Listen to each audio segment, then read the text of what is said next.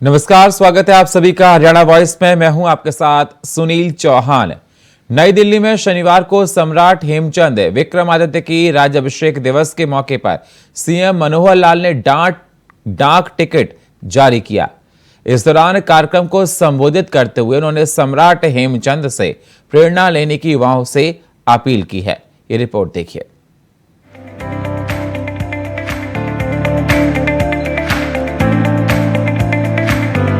नई दिल्ली स्थित हरियाणा भवन में सम्राट हेमचंद्र विक्रमादित्य की राज्याभिषेक दिवस के मौके पर हरियाणा के सीएम मनोहर लाल ने डाक टिकट जारी किया। कार्यक्रम में बतौर मुख्य अतिथि केंद्र राज्य मंत्री देवू सिंह चौहान शामिल हुए। वहीं इस दौरान कार्यक्रम को संबोधित करते हुए सीएम मनोहर लाल ने घोषणा की कि सम्राट हेमचंद्र विक्रमादित्य की याद में पानीपत तथा रेवाड़ी में स्मारक बनाए जाएंगे। संत महापुरुष सम्मान और विचार प्रसार योजना के तहत दोनों जिलों में 4 से 5 एकड़ भूमि में ये स्मारक बनाए जाएंगे, ताकि सम्राट हेमचंद्र विक्रमादित्य की शौर्य गाथा आने वाली पीढ़ियों को प्रेरणा देने का कार्य करे। आने वाली पीढ़ी ऐसे जो काम हुए हैं, ऐसे जो संत महात्माओं ने जो विचार दिया है, जो शहीद हुए हैं, इनकी जीवनी से प्रेरणा अपने समाज को मिलती रहे, तो हमने इन कार्यक्रमों का एक प्रकार से शुभारंभ किया है। आज बड़ी खुशी की बात है, हमारे जितने वक्ताओं ने अपनी सहमति भी जताई है और उनको भी बड़ी प्रसन्नता हुई है, जिन्होंने सोचा था कि हेमू के जीवन चरित्र पर कोई डाक टिकट जारी हो, कोई स्मारक बने। आज हमने उस काम की घोषणा की है। इस अवसर पर आपको बहुत बहुत बधाई, बहुत बहुत शुभ। लेकिन मैं कह सकता हूं कि देश के इतिहास के 65 साल के बाद, उससे पहले कुछ लोगों में होता था, इतिहास के नाते से बहुत सी संस्थाएं भी बनी, लेकिन खुलकर के विचार जो है मोदी जी की सरकार आने के बाद 2014 से इस पर खुलकर के हमने विचार करना शुरू किया। जिस राम जन्मभूमि के बारे में अस्तित्व का संकट, एक विचार का संकट बना हुआ था, कोर्ट्स के निर्णय के माध्यम से जब ये तय हो गया कि हाँ यही भगवान रामचंद्र जी का जन्म स्थान है, इस पर बाबर ने मंदिर को तोड़ करके एक ढांचा बनवाया, तब जाकर की चीजें लोगों के ध्यान में आई कि वो काल कैसा था। हमारा अतीत बहुत उज्जवल भी रहा है, लेकिन जब उज्जवल अतीत होता है तो कभी समय के थपेड़ों के बाद कभी कभी समाज सोने की स्थिति में आ जाए तो अतीत अंधकार में भी हो जाता है। सीएम ने कहा कि सदियों बाद स्वराज के सपने को साकार करने वाले सम्राट विक्रमादित्य को याद करने के लिए ये कार्यक्रम किया गया। सम्राट हेमचंद्र विक्रमादित्य का शासन भारतीय इतिहास का महत्वपूर्ण अध्याय है। ऐसे महापुरुष न केवल हमारी अमूल्य धरोहर बल्कि हमारी प्रेरणा भी हैं। सम्राट हेमचंद्र विक्रमादित्य ऐसी महान विभूति जिनके आदर्श, सिद्धांत और शिक्षाएं मानव समाज का मार्गदर्शन करते हैं। उनकी विरासत को संभालना और सहेजना हम सब की जिम्मेदारी है। 1526 में पहला मुगल सम्राट बाबर, उसने दिल्ली पर आकर कब्जा किया। 1526 में हुआ है। उससे पहले ये काल चल रहा था। अब यहां संघर्ष भी शुरू हो जाता है। उस संघर्ष में भक्ति काल के बाद शक्ति काल का भी प्रारंभ हो जाता है। और अगर शक्ति काल का पहला व्यक्तित्व कोई नाम लिया जा सकता है तो वो मैं सम्राट विक्रमादित्य हेमचंद्र का नाम लेता हूं कि वो पहले शक्तिशाली राजा हुए। पानीपत की लड़ाइयां शुरू होती हैं। पहली लड़ाई पानीपत की ये हुई है शायद नहीं 21 अप्रैल 1526 को। वो लड़ाई हम हारे, लेकिन हारने के बाद भी एक विषय आया कि नहीं, लड़ाई लड़ी जा सकती है, सेना इकट्ठी की जा सकती है। और उस समय ही ठीक 30 वर्ष के बाद 1556 में हेमचंद्र विक्रमादित्य पानीपत की दूसरी लड़ाई लड़ते हैं। तो समाज का जागरण करने वाले लोग, समाज में शक्ति पैदा करने वाले लोग, इनका एक प्रादुर्भाव, एक प्रारंभ, एक उत्थान, ये उस समय शुरू हुआ है। अगर किसी ने हमारे लिए आज का वातावरण बनाने में किसी ने पहल की, तो जो पहल है वो सम्राट हेमचंद्र विक्रमादित्य ने की। कितना बड़ा ये योगदान इनका है, हरियाणा से इनका जुड़ाव, ये हमको ध्यान में आ गया। भले ही इनका जन्म राजस्थान में हुआ, लेकिन ये छोटे ही थे तो पिताजी इनके रेवाड़ी में, रेवाड़ी के पास गांव है कुतुबपुर गांव में आकर के बस गया। गांव ही था, छोटा ही गांव। वहां के बस से इनकी पढ़ाई वढ़ाई वहां शुरू हुई और वहीं से इन्होंने व्यापार शुरू किया। एक बड़ा असमंजस समाज में बना रहता है कि ये किस समाज से जुड़े हुए थे, क्योंकि सामाजिक चेतना तो आज समाज में बहुत है। तो कुछ लोग कहें कि हाँ भी जैसे नाम इनका है उस नाते से तो ब्राह्मण समाज के हैं। अग्रवाल समाज कहने लगा कि नहीं ये तो हमारे समाज से हैं। वास्तव में अग्रवाल समाज क्यों इनको अपनाता है कि अच्छे व्यापारी ये उस समय बने। कुतुबपुर रहते हुए अच्छा व्यापार और अच्छा एडमिनिस्ट्रेशन कैसे चलाया जाता है ये उस काल में इन्होंने सीखा। तो इस नाते से अग्रवाल समाज को भी उनको अपना प्रणेता मानता है, व्यापार का पुरोधा मानता है। तो इस प्रकार से इन्होंने वहां से जीवन शुरू किया। और फिर इस दौरान मनोहर ने पूर्ववर्ती सरकारों पर हमला बोला। उन्होंने कहा कि पहले की सरकारों में केवल अपने परिवारजन या अपनों को महत्व दिया जाता था। पिछली सरकारों में केवल अपने पिता या परिवार के सदस्यों पर पार्क या संस्थाओं के नाम रखते थे।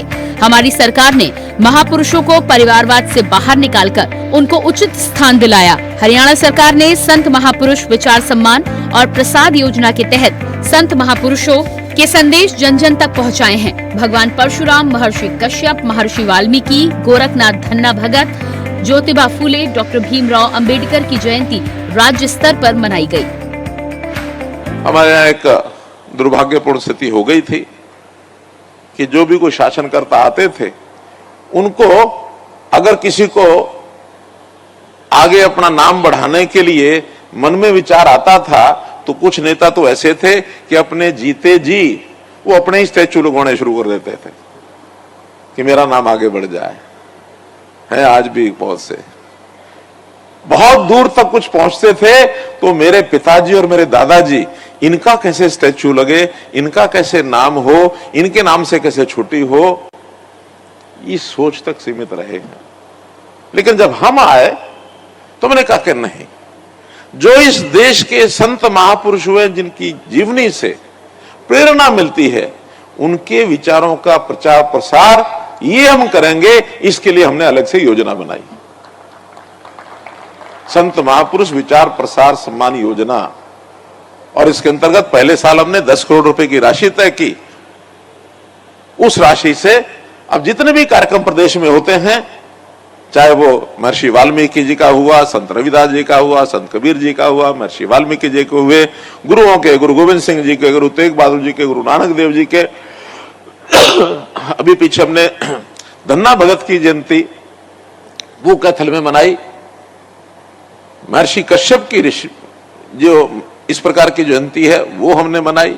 और आज ये कार्यक्रम भी सम्राट हेमचंद्र विक्रमादित्य का उनका राज्याभिषेक दिवस, ये उसी योजना के अंतर्गत हम मना रहे हैं कि ये जीवनी भी ऐसी है जो हमको प्रेरणा देती है। देश के इतिहास का सही चित्रण पहले नहीं होता था। देश के आजाद होने के 70 साल तक भी नहीं हुआ। लेकिन मैं कह सकता हूं कि देश के इतिहास के 65 साल के बाद, उससे पहले कुछ लोगों में होता था, इतिहास के नाते से बहुत सी संस्थाएं भी बनी, लेकिन खुलकर के विचार जो है मोदी जी की सरकार आने के बाद 2014 से इस पर खुलकर के हमने विचार करना शुरू किया। सीएम मनोहर ने आगे कहा कि मौजूदा सरकार ने महापुरुषों के नाम पर कई संस्थाओं के नाम रखे। सम्राट हेमचंद्र विक्रमादित्य ने काबुल से कन्याकुमारी तक अखंड भारत का संकल्प लिया था। धर्म की श्रेष्ठता रखने के लिए उन्होंने अपने जीवन का बलिदान कर दिया। हमें अपने महानायकों की स्मृति को निरंतर बनाए रखना होगा ताकि उनके दिखाए मार्ग पर चलते हुए भारत को महाशक्ति के रूप में खड़ा किया जा सके। इनका कार्यकाल तो बहुत छोटा कार्यकाल है जो आज हम याद कर रहे हैं कि इनका राज्याभिषेक हुआ आज के दिन 7 अक्टूबर सन 1556 में। यह भी हमको जानकारी मिल गई कि केवल 1 महीना ही वो सिंहासन पर बैठे राज किया। 5 नवंबर 1556 के दिन ही पानीपत की दूसरी लड़ाई में इनको तीर में आंख में तीर लगा, बेहोश हो गए, गिर गए, इनकी गर्दन उन्होंने काट ली। काल छोटा होने के बाद बहुत ज्यादा लोगों ने इनको जितना आगे बढ़ाना चाहिए उनके नाम को नहीं बढ़ाया, लेकिन आज भी सोंदापुर गांव है पानीपत में, एक छोटे स्थान पर इनकी प्रतिमा आज भी लगी है वहां। तो मैं सबसे पहले तो आज के दिन हरियाणा सरकार की ओर से जो एक प्रथम चरण में काम कर सकते हैं, तो मैं घोषणा करता हूं कि एक लगभग 4-5 एकड़ में पानीपत में और एक 4-5 एकड़ में कोई रेवाड़ी में भी इनका एक स्मारक बनाएंगे। रेवाड़ी के लोगों ने तो प्रतिमा भी बना के रखी हुई है, क्यों रखी हुई ना, तो लगाने के लिए स्थान का कई बार आया कि इनकी प्रतिमा लगाने के लिए हमको स्थान चाहिए, कोई चौक चाहिए, कोई पार्क चाहिए। अगर पहले से कोई जमीन वहां चिन्हित होगी ठीक है, नहीं तो कोई भी, चाहे वो कुतुबपुर की जमीन होगी या कहीं भी होगी, तो एक स्मारक इनका बनाने के लिए आज मैं दोनों स्थानों पर यह घोषणा करता हूं। और इनके जीवन को प्रेरणा मिले, समाज को, इस नाते से इनकी जीवनी को भी आगे बढ़ाया जाएगा, ऐसा मैं आपकी ओर से, सबकी ओर से ये विषय ध्यान में कराता हूं। सीएम मनोहर की ये सौगात हमारे देश के उन महापुरुषों की जानकारी हमें दे रही है जिनसे शायद आज का युवा अनजान है। इस तरह की पहल से एक तरफ जहां युवाओं को देश के वीरों की जानकारी मिलेगी, तो वहीं इतिहास के पन्नों में खो चुके महापुरुषों और वीर योद्धाओं से फिर से हर कोई रूबरू हो सकेगा। Bureau report, India voice.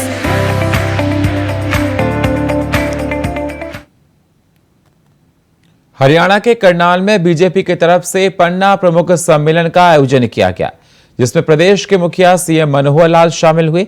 इस दौरान सीएम मनोहर ने कहा कि उनके कार्यकर्ता पूरी तरीके से चुनाव को लेकर तैयार हैं और उनको जिम्मेदारियां सौंपी जा चुकी हैं।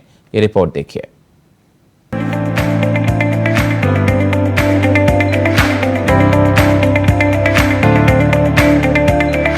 करनाल में बीजेपी की तरफ से पन्ना प्रमुख सम्मेलन का आयोजन किया गया, जिसमें प्रदेश के मुखिया मनोहर लाल भी शामिल हुए।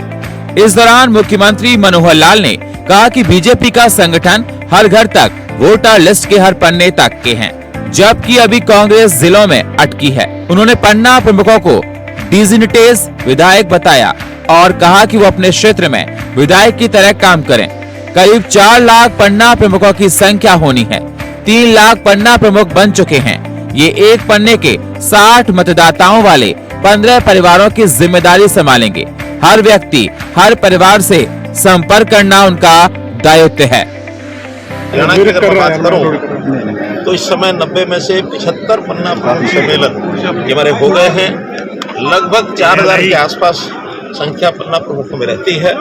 अगर मैं इसको हिसाब लगाऊं तो 3 लाख लोगों के पन्ना प्रमुखों के हमारे सम्मेलन हो गए और एक 15 पन्ना प्रमुख जल्दी इस 15 दिन में, महीने में कभी भी हो जाएंगे। पार्टी के हमारे सभी लोग बड़ी सदा सहायता से इसमें लगे हैं और पन्ना प्रमुख का काम है कि उसकी वोटर लिस्ट का एक पन्ना यानी 2 पेज, जिसमें लगभग नहीं पूरे 60 वोट होते हैं, लास्ट पन्ने को छोड़कर सब 60 वोटर्स के लगभग 15 परिवार, ये उसके दायित्व दिया गया उसको कि उसके में रहेंगे, जो उनके घरों में भर जाएंगे, जो उनको उपलब्धियां सरकार की हैं उनको पूछेंगे भी, उनको याद भी कराएंगे, जो कोई कमी है उसका भी ध्यान करेंगे, उनकी कोई आवश्यकता है उसका भी ध्यान करेंगे। अर्थात हर व्यक्ति को संपर्क करना, हर परिवार को संपर्क करना, ये हमारे पन्ना प्रमुख का दायित्व है। और जब ये सारा काम पूरा होगा तो मैं समझता हूँ चाहे लोकसभा का चुनाव है, चाहे विधानसभा का चुनाव है, और बड़ी मेजोरिटी में हमारे वहीं कांग्रेस की हर विधानसभा में कार्यकर्ता सम्मेलन करने के लिए ऐलान के सवाल पर सीएम ने कहा कि उनकी कभी लिस्ट आती है, कभी लिस्ट फट जाती है। कई फॉर्मूले उन्होंने लगाए हैं, वे जैसे तैसे प्रदेशाध्यक्ष बन पाए हैं। इससे भी 4 अन्य पीछे लगाने पड़े हैं। जिलों में क्या होगा ये तो समय ही बताएगा। हमें अपने संगठन पर गर्व है। हम तो अपने यहाँ हर एक बूथ पर हर एक पन्ने को काम दे रहे हैं। वो तो भी अपने जिलों में लटके हुए हैं कि उस जिले का अध्यक्ष कौन होगा। इसमें भी कई फार्मूले उनके बने हैं, कई लिस्टें बनी हैं, कई फट गई हैं, कभी लिस्ट आएगी नहीं आएगी, क्या होगा। प्रदेश की लिस्ट में बड़ी मुश्किल से उन्होंने प्रदेश अध्यक्ष बनाया, न केवल प्रदेश अध्यक्ष बनाया, मजबूरी में 4 लोगों को पूंछ और भी लगानी पड़ी, तब जाकर उनके प्रदेश के इकाई का अध्यक्ष बना।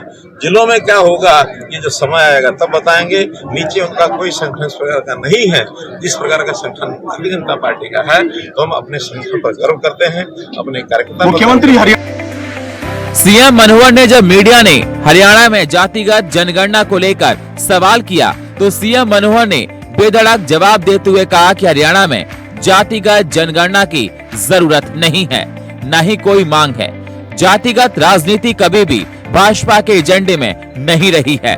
हम जातिगत राजनीति से ऊपर उठकर कार्य कर रहे हैं। ये कांग्रेस की राजनीति है। यहाँ हम पहले से ही गरीबों को चिन्हित करके उनके हित के लिए कार्य कर रहे हैं। देखिए, हमारे यहाँ जिस प्रकार की मांग बाकी प्रदेशों में है, ऐसी कोई मांग नहीं है। इसलिए नहीं है कि हमने अपने यहाँ समाज के हर वर्ग में जो नीडी आदमी है, जो गरीब है, उसकी पहचान पहले से कर ली है।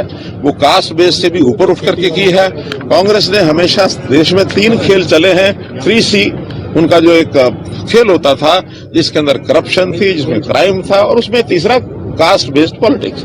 ये कास्ट बेस्ड पॉलिटिक्स कभी भी भारतीय जनता पार्टी के एजेंडे में नहीं रही। हम तो जो व्यक्ति जिस कारण से वो कास्ट बेस्ड को मांग रहा है गणना को, वो है गरीब लोगों की सहायता ज्यादा हो, उन लोगों का कैसे हित हो, वो हित इसके बिना भी हम कर रहे हैं। हम कास्ट से ऊपर उठे हैं। आपको याद होगा, मैंने करनाल में ही हरियाणा एक, हरियाणा में एक, ये नारा यदि दिया था तो इसलिए दिया था कि कास्ट बेस्ड पॉलिटिक्स ना करके लोग इस भावना से ऊपर उठ जाएं, और हरियाणा में लोग ऊपर उठ गए। वहीं SYL के मुद्दे पर सीएम मनोहर लाल ने सुप्रीम कोर्ट का आभार व्यक्त किया और कहा कि सुप्रीम कोर्ट ने निर्णय दे दिया कि हरियाणा के लिए SYL नहर बननी है। अब तो सिर्फ इसका अनुपालन का विषय है। नहर कैसी बननी है अब राज्य सरकारें मिलकर करेंगी या फिर केंद्र सरकार अपने हाथ में लेगी। ये निर्णय केंद्र सरकार और पंजाब सरकार को 4 महीने के अंदर तय करना है। हरियाणा सरकार को करने के लिए इसमें कुछ खास नहीं है।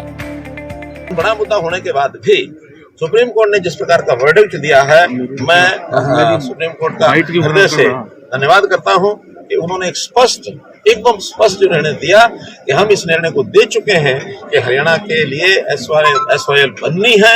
ये निर्णय आ चुका है। अब तो केवल एग्जीक्यूशन का विषय है। ये एग्जीक्यूशन सब सरकारें मिलकर के करेंगी या केंद्र सरकार अपने हाथ में लेगी, ये 4 महीने के अंदर अंदर केंद्र सरकार को भी तय करना है, पंजाब सरकार को भी तय करना। हमारी ओर से उसमें हमारे करने लायक कोई ऐसा नहीं है। हमारी डीम जो एक प्रकार से जो डिमांड है, उसके ऊपर सुप्रीम कोर्ट ने मोहर लगाई है और 4 महीने के अंदर अंदर नहर कैसे बननी है। पंजाब का जो एतराज है कि इसमें पानी है कि नहीं है, पानी का फैसला ये ट्रिब्यूनल ने करना है। वो इस जो निर्णय हुआ है इसका वो हिस्सा नहीं है। नहर बनना एक काम है, पानी का बंटवारा दूसरा काम है। नहर बन जाएगी तो इसका बहुत लाभ हमारे पहले के सिस्टम को भी हो जाएगा, क्योंकि पहले जो BML नहर बनी हुई है वो 67 साल पुरानी है। इतनी पुरानी नहर के ऊपर कभी भी कोई मिसहैप हो सकता है। कभी अल्टरनेटिव रूट, चाहे वो ट्रैफिक हो चाहे वो पानी हो, हर किसी को अल्टरनेटिव रूट चाहिए। तो अल्टरनेटिव रूट के नाते भी एक SYL का निर्माण होना जरूरी है। बहरहाल चुनाव को लेकर हरियाणा और हरियाणा के सीएम मनोहर लाल पूरी तरीके से तैयार हैं।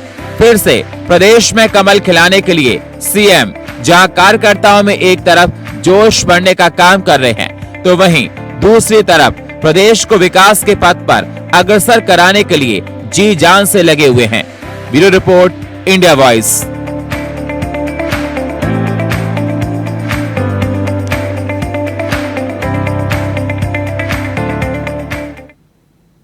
और फिलहाल हरियाणा वॉइस में इतना ही। बाकी खबरों के लिए आप बने रहिए इंडिया वॉइस के साथ। तब तक के लिए नमस्कार।